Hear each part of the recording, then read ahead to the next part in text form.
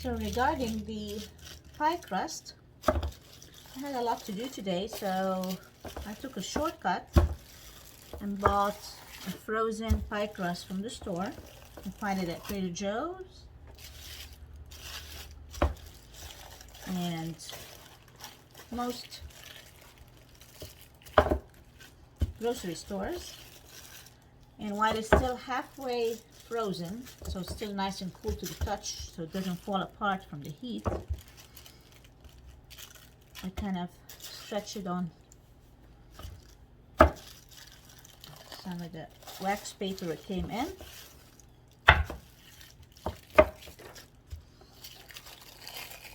And I got my 9-inch pan, pie pan, pie plate, whatever you want to call it. And then I'm gonna roll the crust out and then right into the pie plate like such, and then I can start spreading it out like this. Here's a little extra, we need it right here. While it's still pliable, it's very easy now to kind of with your fingers kind of press it against the plate.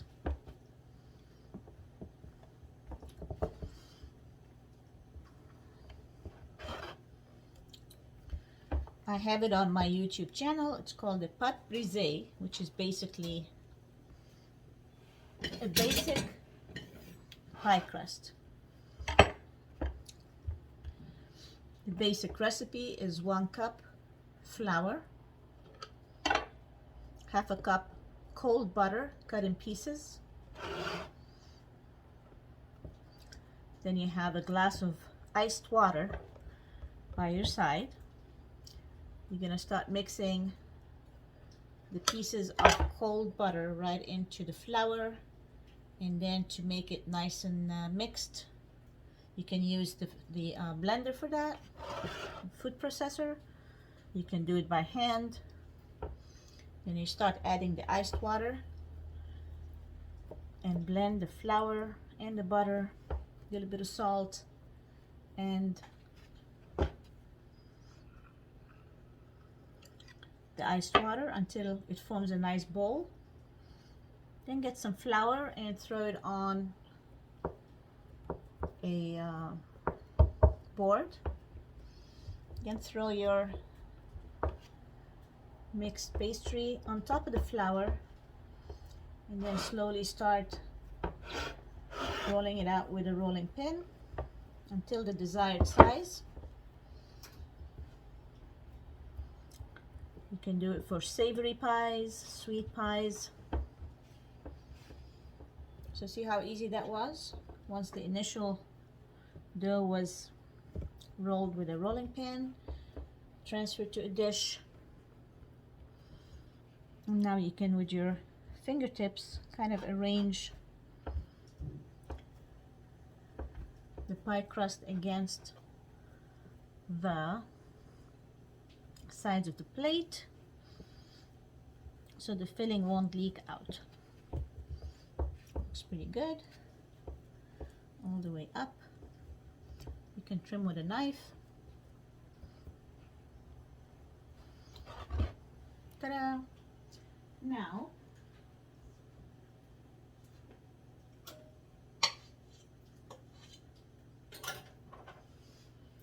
here comes the filling, and that's the eggs, brown sugar, melted butter and chocolate, molasses, corn syrup,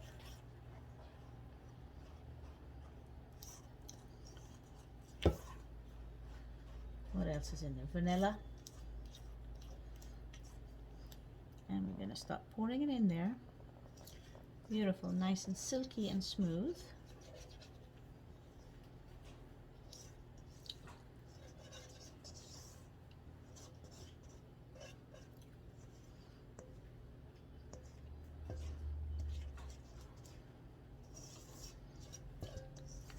Perfect.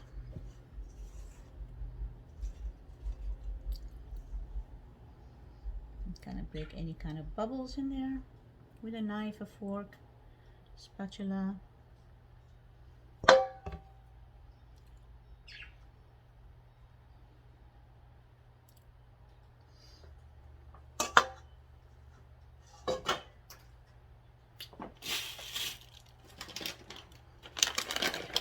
And here comes our pecans.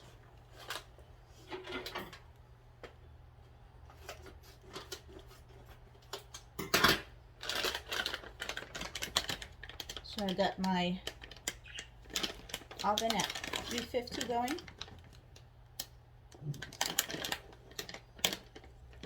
And as I mentioned before, the pecans could be all halves, or you can put some halves and some chopped up. I'm going to do it the traditional way. So here are your halves. You're going to go all around the border, circular. This dessert is easy to make and it's very, very popular in my household.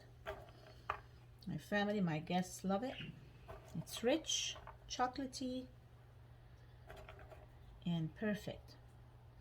You can have it by itself, you can have it warm, room temperature, warm with a scoop of whipped cream or vanilla ice cream, or just that way, plain and simple. With a nice cup of cocoa, endless possibilities.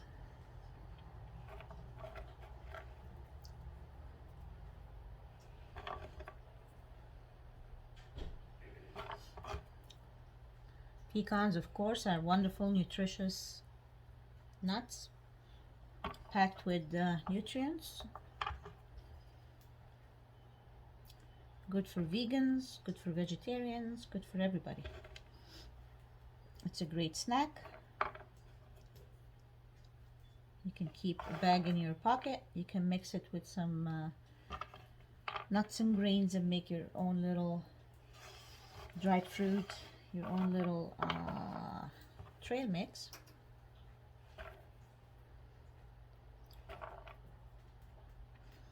And so on. Keep on going until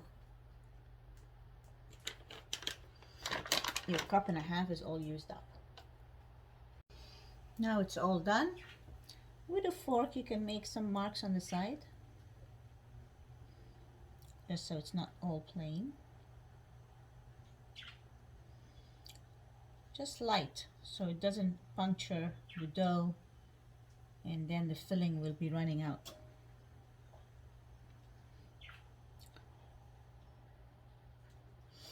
My oven is 350 now, perfect. It takes about 55 to 65 minutes, depending on your oven. The best way to do it is to put in a fork or a knife or a skewer. When the skewer comes out clean, it's ready. Ta-da!